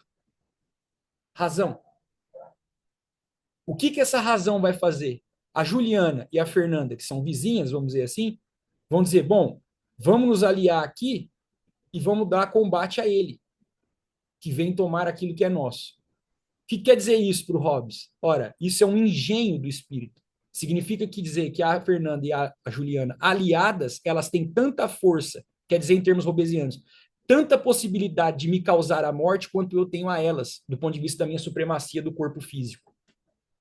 Isso nos iguala na condição natural, porque a condição natural para o Hobbes é a condição de violência, de dar morte, de subjugar, tornar escravo, ou de dar morte ao outro. É isso que ele está dizendo aqui, então. Ora, a justiça e a injustiça não são faculdades ligadas às forças do corpo e do espírito. Por que ele está dizendo? Você precisa constituir o Estado para que essas coisas apareçam. Antes do Estado, isso não existe. Se assim fosse, diz o Hobbes, poderiam existir num homem que estivesse sozinho no mundo, do mesmo modo que seus sentidos e paixões. Sentidos e paixões aqui, a coragem, a temperança, a cobiça, as paixões, né, que às vezes se manifestam negativamente, né? São qualidades que pertencem aos homens em sociedade, lá, mas não na solidão. Justiça, bem, mal, injusto, isso só existe em sociedade. Na solidão, não. E aqui nós estamos diante de um inglês, significa dizer o indivíduo, né? É o indivíduo que ele está pensando primeiro aqui. Na solidão. Outra consequência da mesma condição é que não há propriedade. Opa! Aqui nos interessa, está negritado, né? Não quer dizer que não há apropriação. Já vai aparecer. A força garante a apropriação. Mas não há propriedade, porque não há segurança. Né? Então, nem domínio, nem distinção entre o meu e o teu. Só pertence a cada homem aquilo que ele é capaz de conseguir, e apenas enquanto for capaz de conservá-lo. É, pois, esta a miserável condição em que o homem realmente se encontra por obra da simples natureza.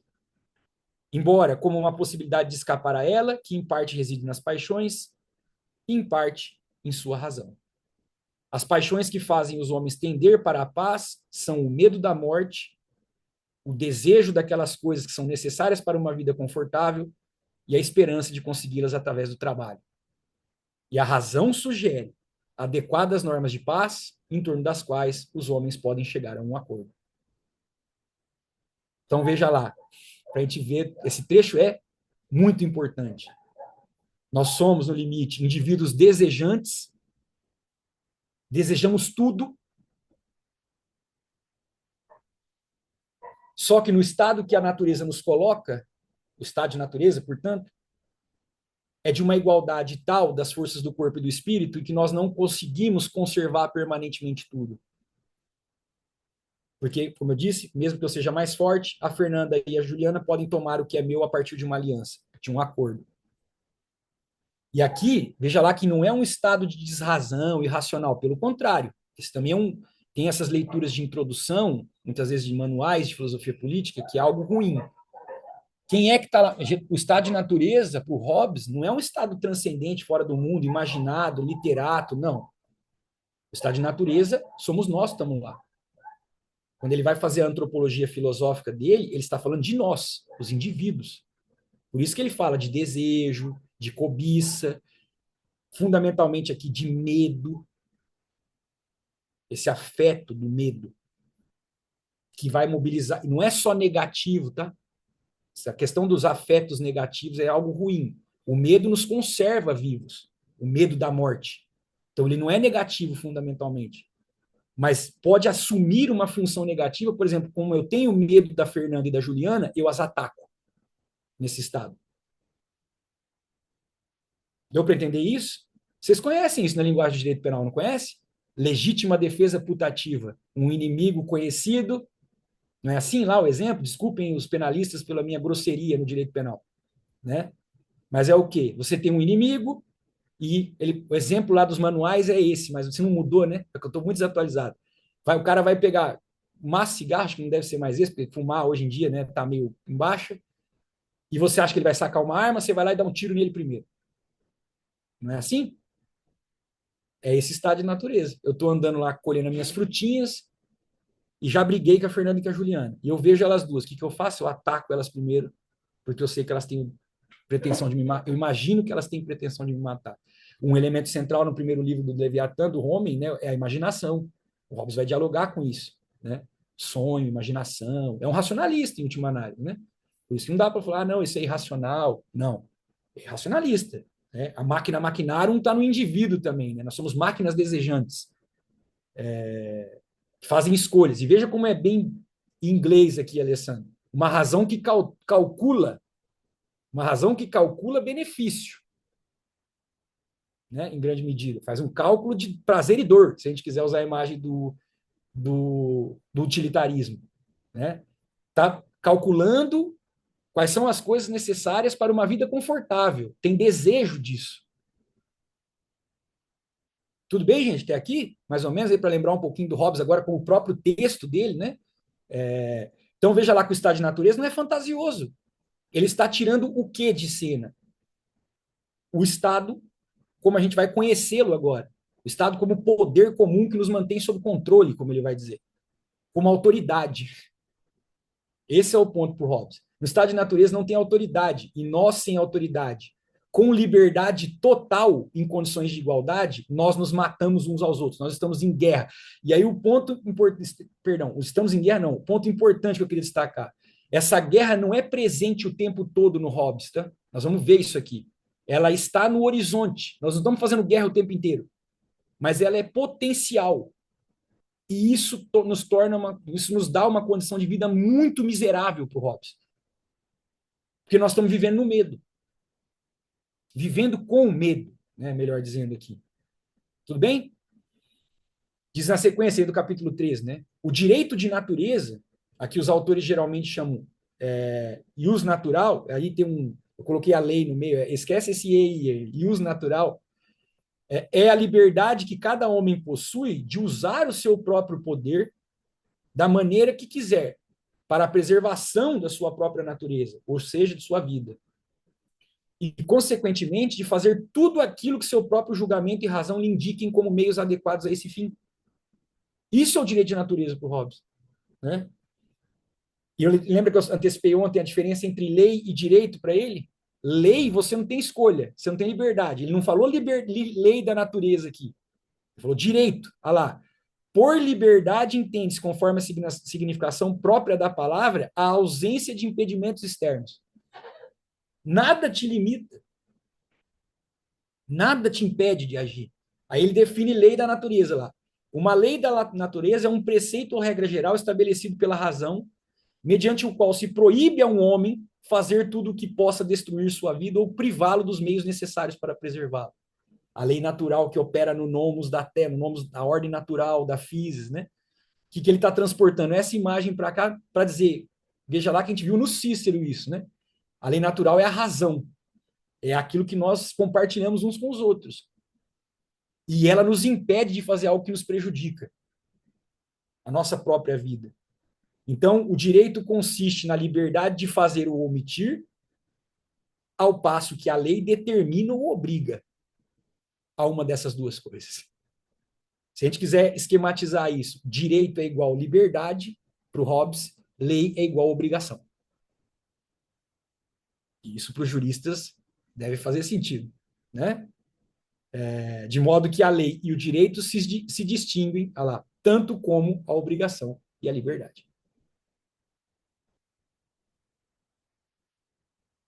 Tudo bem? E isso aqui que eu estou mostrando para vocês, perdão, eu sei que é elementar, né? Mas porque isso vai ser a gramática do constitucionalismo. A distinção entre lei e direito, liberdade e obrigação. E isso tudo está vindo para o Hobbes de um estado natural em que a guerra está potencialmente presente. Nós vamos ter que nos livrar desse estado. Esse é o ponto.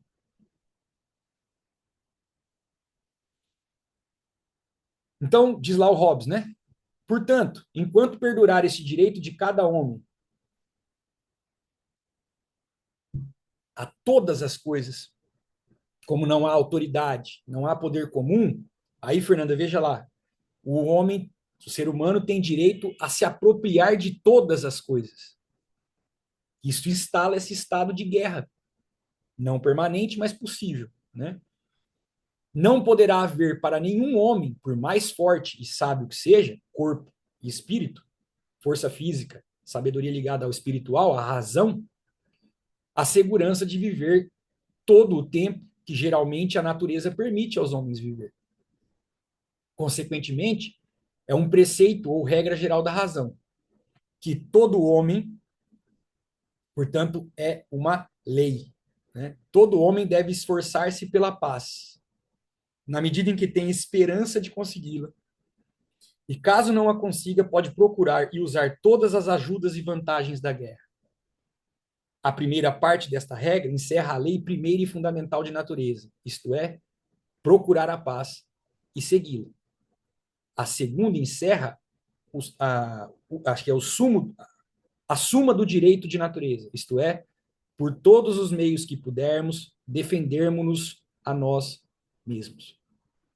O que ele colocou aqui em termos de afetos políticos? O medo e a esperança. Esse é o dualismo que está em tensão na nossa existência no estado de natureza. Sem a autoridade, sem o Estado, sem o poder comum, o Commonwealth, como ele chama, nós vivemos entre o medo e a esperança. Atravessados por esses afetos aqui. Por isso que ele vai dizer, na esperança de conseguir o desejo de viver em paz e sair dessa condição do medo, nós temos que pensar na paz e nos meios para consegui-la. Mesmo que a gente tenha que fazer uso vantajoso da guerra. Ou seja, para o Hobbes, o conflito é algo importante na política, a gente levar a sério a presença do conflito. Fala, Fernando.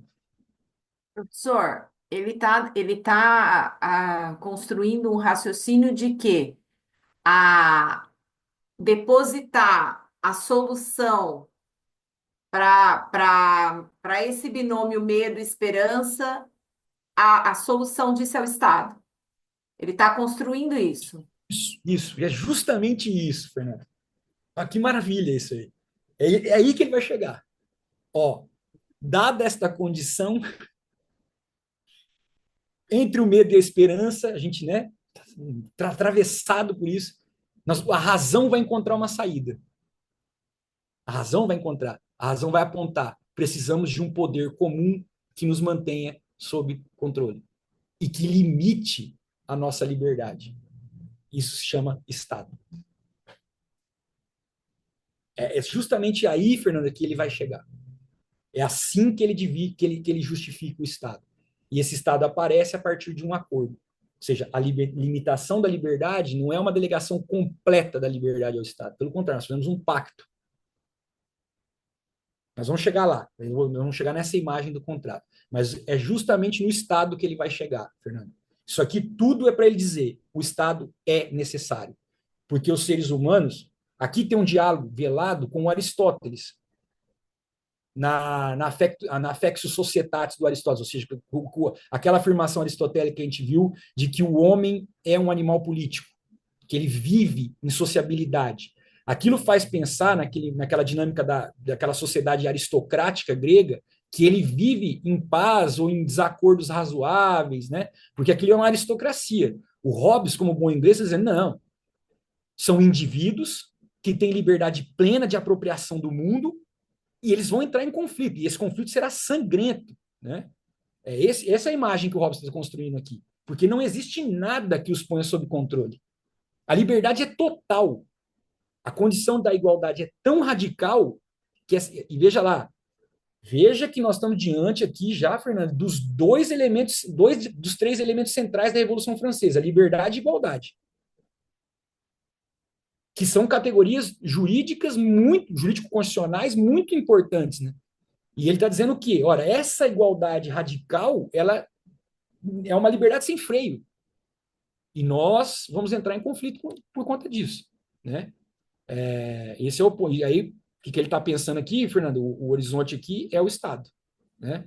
Vai aparecer vou voltar a imagem, vai aparecer quem? Olha lá. No fim da história, Fernando, quem vai aparecer? Olha lá. Né? Tipo, é esse ponto aqui. Esse aqui já passou, esse aqui também. Aqui. Desta lei fundamental de natureza, diz o Hobbes, mediante a qual se ordena a todos os homens que procurem a paz, deriva esta segunda lei, que um homem concorde, quando outros também o façam. Aqui está a imagem do contrato, tá, Fernando? Que vai constituir o Estado. Ó. E na medida em que tal considere necessário para a paz e para a defesa de si mesmo, ó, o individualismo. Você não faz por amor à humanidade. Você não faz porque você tem uma afecção social, político-social natural. Você faz para se autopreservar. Né? Em renunciar a seu direito a todas as coisas, contentando-se em relação aos outros homens com a mesma liberdade que aos outros homens permite em relação a si mesmo. Por quê? Enquanto cada homem detiver seu direito de fazer tudo quanto queira, todos os homens se encontrarão numa condição de guerra. Ele está radicalizando aqui, mas depois ele vai explicar que essa guerra não é permanente, ela não está perpétua ali, né? É guerra potencial. Abandona-se um direito simplesmente renunciando a ele, ou transferindo para outrem. Simplesmente renunciando quando não importa em favor de quem irá redundar o respectivo benefício. Transferindo quando com isso se pretende beneficiar uma determinada pessoa ou pessoas. Então, vamos lá. O que ele fez aqui? Tem que haver um acordo quando um homem concorde, quando outros também o façam, a imagem do pacto. O que está acontecendo aqui, Fernando? Um pacto de associação. O contrato do Hobbes tem duas imagens. Nós nos associamos mediante um acordo. O que nós fazemos? Nossa liberdade não é mais total. A minha liberdade é restringida pela sua liberdade. É quase a regra de ouro, né? Minha liberdade vai até onde começa a tua. Vê o elemento teológico por trás aqui? Ele tá refinando isso aqui em termos seculares. Então, o pacto aqui está sendo feito no quê? Eu não posso mais tudo. Porque eu fiz um acordo com você, com a Isabela, vou falar os nomes de quem eu estou vendo, tá? Com a Juliana, com a Denise, com o Alessandro. Eu não posso mais tudo e vocês também não. Deu para entender isso? Só que nós não estamos renunciando ao nosso direito de liberdade. Essa finalzinha é importante. Nós estamos delegando ele a alguém. Ou melhor, parte da nossa liberdade a alguém. Ela não desaparece. Ela deixa de ser a liberdade natural, a poder tudo. E quando nós constituímos o Estado a partir do pacto, ela passa a ser uma liberdade civil ou política, que é uma liberdade que convive com outras liberdades. Quer dizer, o indivíduo que convive com outros tem a exata medida de liberdade que todos têm.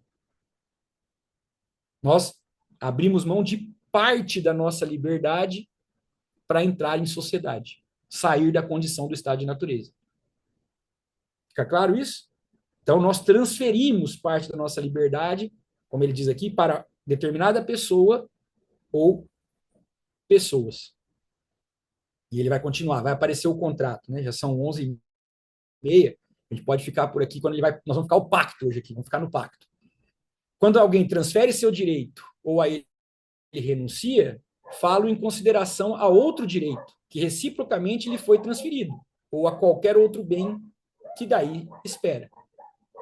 Pois é um ato voluntário. E o objetivo de todos os atos voluntários dos homens é algum bem para si mesmos.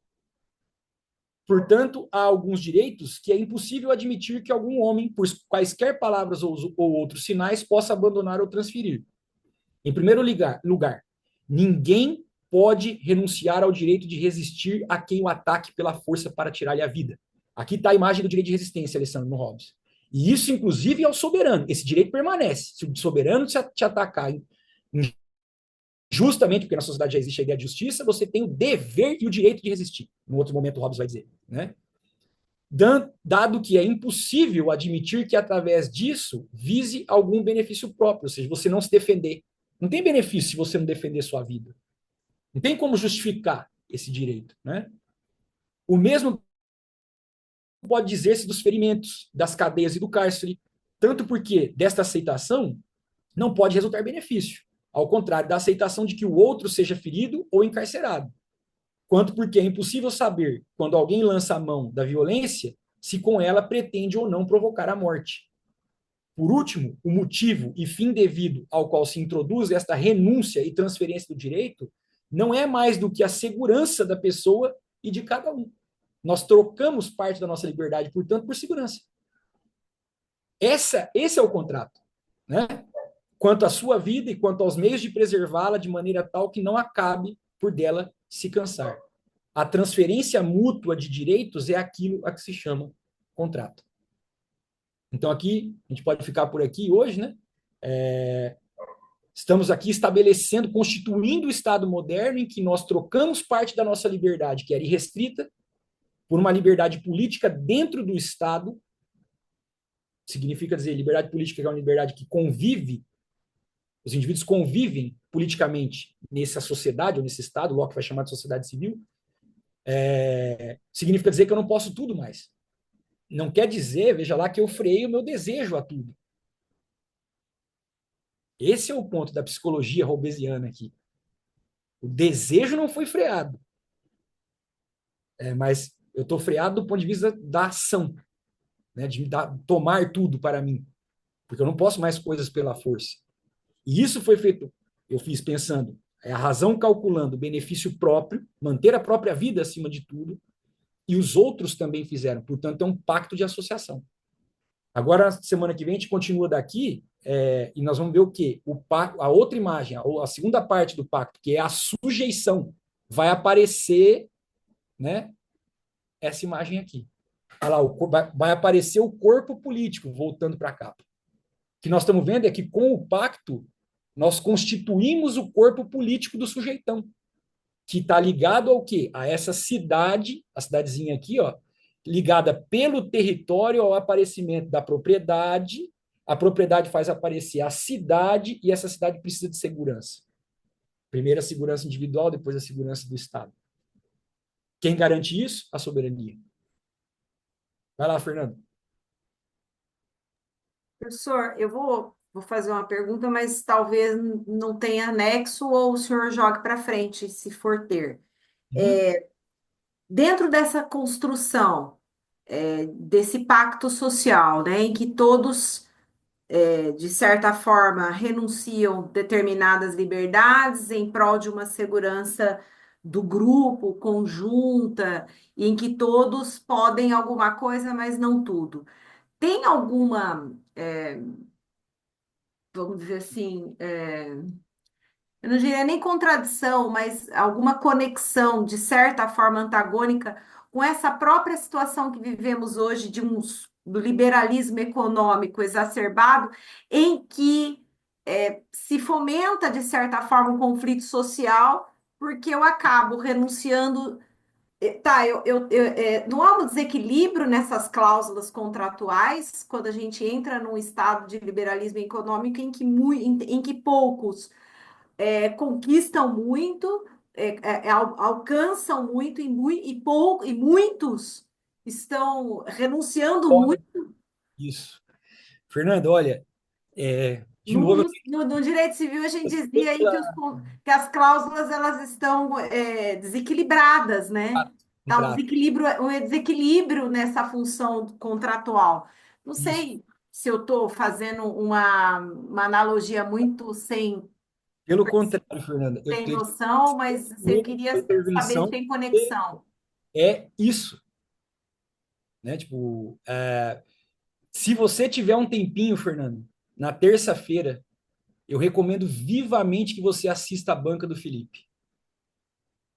Porque o Felipe vai mostrar, entrando num debate com os franceses, com o Chamayou, o Dardot e o Laval, principalmente, que, vamos dizer, aquilo que se convencionou chamar o Thomas Hobbes do século XX, que é o Carl Schmitt.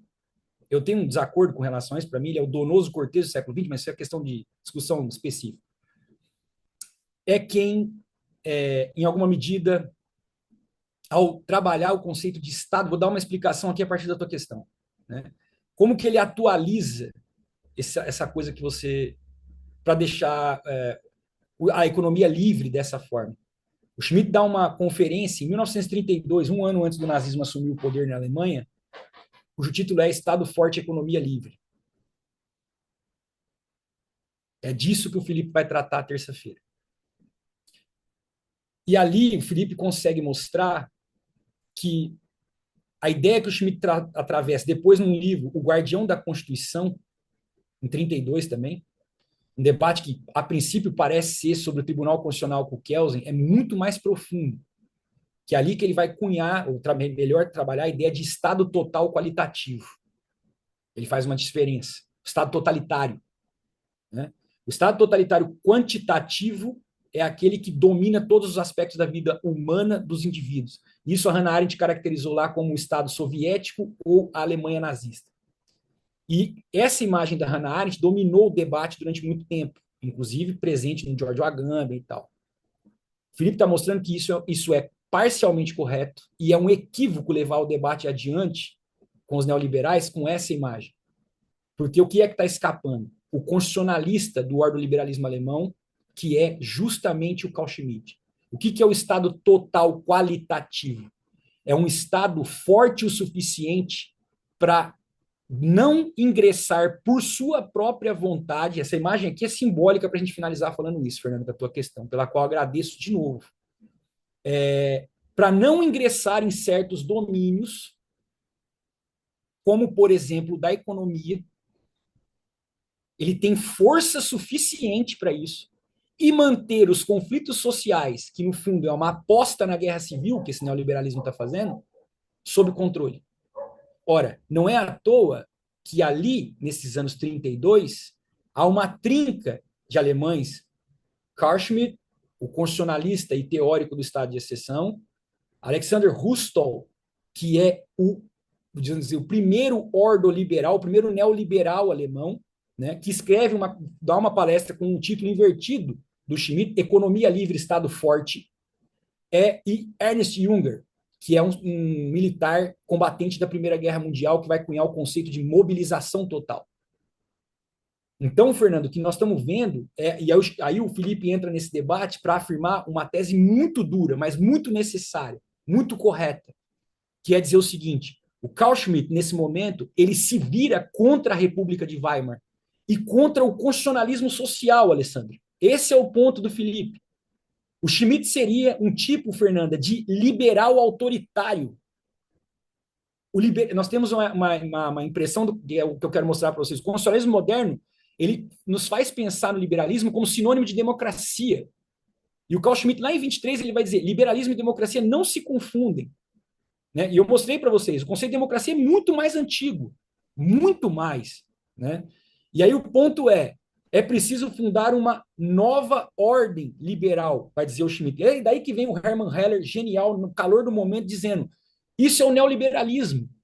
Né? Tipo, é um novo liberalismo. E é um liberalismo que não tem nenhum compromisso com a democracia. E isso está aparecendo, Fernando, em 1932 na Alemanha. Esse é o ponto. Né? Tipo, Caio, se me permitir, fazendo só um adendo à Fernanda, que é uma civilista, as perspectivas do projeto do Código Civil são de dissociar o direito civil do constitucionalismo que gestou o projeto do Miguel Reale, né, que já era ultrapassado e tudo mais. Quer dizer, marcar assim a acerba individualidade nas relações de direito civil. Quer dizer, nós vamos É passar uma um contramão, né, retrocesso social professor? terrível. A Fernanda pode dizer isso com Esse mais, né, projeto é uma eloquência. contramão dessa força normativa que a gente vem discutindo também no mestrado, né? Quer dizer, a gente tem toda uma estrutura de força normativa de tudo focado na Constituição, né? A Constituição ser essa força motriz e as outras, vamos dizer assim, os braços todos da estrutura jurisdicional, do próprio direito, ter essa força vinculante na Constituição, esse projeto, ele demonstra uma contramão da força normativa da Constituição no direito civil. Eu concordo, professor. Tenho visto A, críticas sobre isso a e tirania do liberalismo, né? a tirania do É liberalismo. uma E coisa de horrível. liberalismo, e dá essa falsa impressão democrática, né? Eu acho que tinha que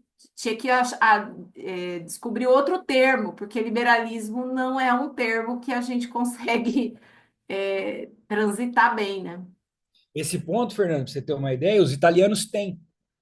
Eles não confundem. Se você pega os autores italianos aqui, que eu estou usando as traduções, mesmo nas traduções, às vezes os tradutores optam mal, né? Porque às vezes não conhecem o debate político italiano. Eles usam liberalismo para simbolizar esse liberalismo político que vem com a Revolução Francesa, de democracia parlamentar, direitos e tudo mais, da Revolução Americana, se a gente quiser. E eles usam liberismo para simbolizar o liberalismo econômico. Então, os italianos eles fazem essa distinção. E isso que você está dialogando com a Alessandra aqui é muito interessante, porque o que é que está em jogo para a tese do Felipe? O Carl Schmitt seria não só um adversário político da República de Weimar, mas ele seria o primeiro grande constitucionalista que se volta contra as constituições do constitucionalismo social. Então, quando você diz assim, está na contramão dessa reforma que o Alessandro vocês estão comentando, no sentido que o Felipe vai defender, ela não está na contramão, ela é a expressão máxima de que esse liberalismo econômico não tem mais nenhum compromisso com direitos sociais. Nenhum, zero. O Estado Social tem que acabar. Né? E quem está começando a construir esse argumento é o Carl Schmitt. Né? Que ele vai dizer, esse novo liberalismo, ele é autoritário, ele mantém as coisas sob ordem, porque se não, o Estado não for forte o suficiente, o que vai se instalar é a guerra civil, que é o medo do Hobbes. Né?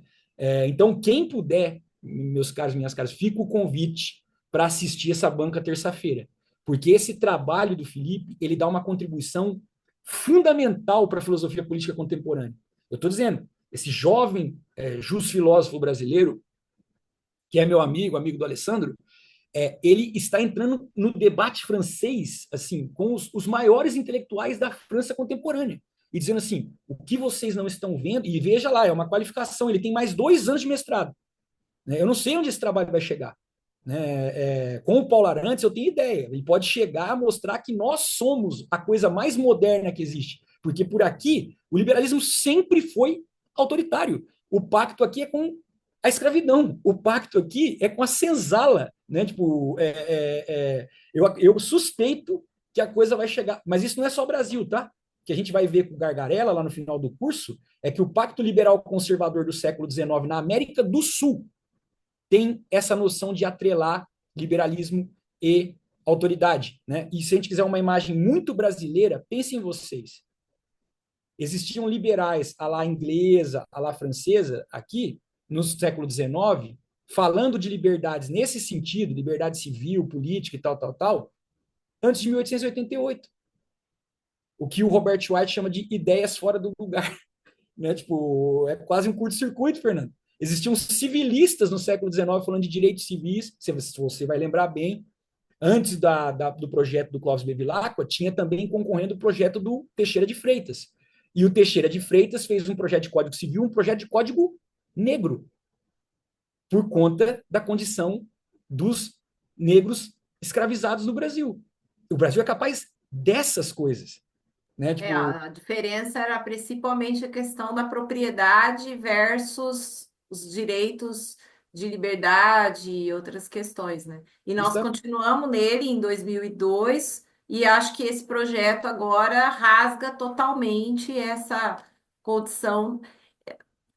Às vezes eu acho que não tem nem fundamento de validade constitucional, tamanha a mudança, como tem o detalhe da Constituição de 80, a mudança ideológica, né? como diz a professora Ana Frazão, querida professora lá da UNB, né? Um texto muito interessante que ela analisa a lei de liberdade econômica, ela fala assim, só tem um mero detalhe nesse caminho aí, tem a Constituição Federal de 88 que está em pé ainda, né? Que é um dos últimos documentos desse movimento de constitucionalismo social do século XX. né? Começa com México, Weimar, né? Tipo, Alemanha e tal. Então, gente, mas assim, Fernanda, eu agradeço pela questão, porque deu tempo de a gente colocar esse ponto da releitura que o Carl Schmitt vai fazer da ideia de Estado forte que o Hobbes está colocando no século XX, que é o que o Felipe está acompanhando o Hermann Heller lá na tese para dizer, isso é uma nova forma do liberalismo, que é um liberalismo autoritário. Ele não tem compromisso com a democracia, ele não tem compromisso com o Estado de bem-estar social, ele não tem compromisso com o direito constitucional, o constitucionalismo social. Né? Portanto, essas teses, como a da força normativa da Constituição, elas operam para esse constitucionalismo social. Né? Agora, quando esse outro constitucionalismo do liberalismo autoritário aparece, ele quer destruir isso aqui. Né? Ele se opõe a isso. Esse é o ponto. Né? Alguém perguntou aqui sobre o texto, né? A Juliana perguntou. Pessoal, assim, a Juliana, como eu mostrei ontem, no plano de curso que vocês receberam, tem as páginas, né? Tá tudo paginado. Tem a do Ernest do Kantorowicz, né? Que a gente viu de ontem para hoje. Esses textos mais clássicos que a gente passa pela graduação do Hobbes, eu nem coloquei, tá? Tipo, para vocês lá. Mas se vocês quiserem dar uma olhadinha, no capítulo 13 do Leviatã, né? Que a gente está analisando aqui. Que ele vai ser meio a base para conversar com o Locke e com o Rousseau também na sequência, né? Então, e ele é curtinho, é bem tranquilo, assim, para ler. E o Leviatã vocês encontram aí no Google, facinho, só digitar Thomas Hobbes, Leviatã, né? Acha facinho a edição, as várias traduções que existem aí do Hobbes. Então vale a pena para a semana que vem a gente ler a gente está lendo, né, o capítulo 13, se vocês quiserem ler. Vai ter outras passagens lá da parte final, mas não se preocupem com isso não, que o 13 é mais importante. E aí, no plano de curso, Juliana, tem ali a bibliografia segmentada, tá? As páginas do Agamben, o que precisa ler, por ali que dá para vocês se orientarem. Mas se quiser ler o Thomas Hobbes no 13, também vale a pena. Beleza? Beleza, pessoal? Imagina, eu que agradeço da questão aí para lembrar como é que a gente vai funcionar. Então, ficamos por aqui, né, no Hobbes aqui, semana que vem a gente volta nele, nas teorias do contrato. Isso aqui para falar das luzes do constitucionalismo moderno, né? Imagina o que vai ver das sombras ainda aí, Fernanda e Alessandra, né? Tipo, o que vai ficar nas sombras desse constitucionalismo moderno ainda, né? Isso aqui é a luz, a razão que constitui o Estado e tal. Ainda vem um mundo sombrio aí, né? Que, por exemplo, deixou nos escombros a Revolução Haitiana. A gente vai ver um pouco o porquê disso, né? Mas, pessoal, agradeço aí pela paciência de hoje também, né? Pela companhia. Sábado de manhã, né? Agora respirar um pouquinho aí e a gente se encontra sexta-feira que vem. Alessandro, fica o convite, meu amigo, para sempre que puder estar presente aí. Obrigado pela intervenção e o diálogo com a Fernanda. É uma honra te ter aqui com a gente para acompanhar e falar dessas coisas que você já conhece tão bem, né? Mas espero que também dê alguma coisa aí de contribuição para aquilo que você está pensando nos seus textos, nas questões aí. Até a semana que vem, então. Tchau, Professor, pessoal. Valeu. professor, ô professor, Pode falar, Luciano. só uma pergunta. Na bibliografia complementar aqui, o senhor colocou uma obra do Costas dos Zimas, né? Que é Os Isso. Paradoxos dos Direitos Humanos. Isso. Eu tenho esse livro que ele fala justamente sobre a questão do fim, o fim dos direitos humanos, correto? Eu acho que realmente ele vai abranger justamente essa questão aqui. Porque, inclusive, eu utilizei esse livro quando eu fui fazer o ingresso aqui no mestrado na Universidade Federal do Paraná, que foi utilizado essa obra aqui. Então, eu gostaria de realmente saber se eu posso utilizar, ao invés desse texto disponível aqui, porque eu já tinha lido o livro, correto? Sim, tranquilo. Eu indiquei acho que o fim dos direitos humanos junto, né? Que o Sim, isso. Paradoxo Isso, dos direitos humanos é um recorte que ele faz, sim. uma palestra que ele dá, né? Que ele transcreve sobre o livro, né? Sim. Uhum. É mais fácil para a gente fazer ali no trabalho de exame, de artigo, no seminário. Pode usar o fim dos direitos humanos tranquilo, porque os paradoxos uma síntese, uma palestra sobre o livro. Isso, e o dele e o da Vera também, que a gente utiliza muito aqui. Professor, no nosso calendário, sábado, semana que vem, carnaval, não teríamos aula, Verdade. só no dia 7 e 8, não é isso? Isso, eu falei errado. É que eu tava esquecendo que é carnaval, é verdade. É carnaval. Então, depois do carnaval, aí tem um tempinho maior, né, Fernando, para E ler. aí no dia 8 que tem aquela reunião no meio da manhã de sábado, né, professor? Deixa Do eu ver Carl aqui. Schmitt, Eu né? acho que ainda não é, não. Vamos ver. Deixa eu ver aqui, deixa eu abrir aqui o plano Eu de. acho que eu vi. É?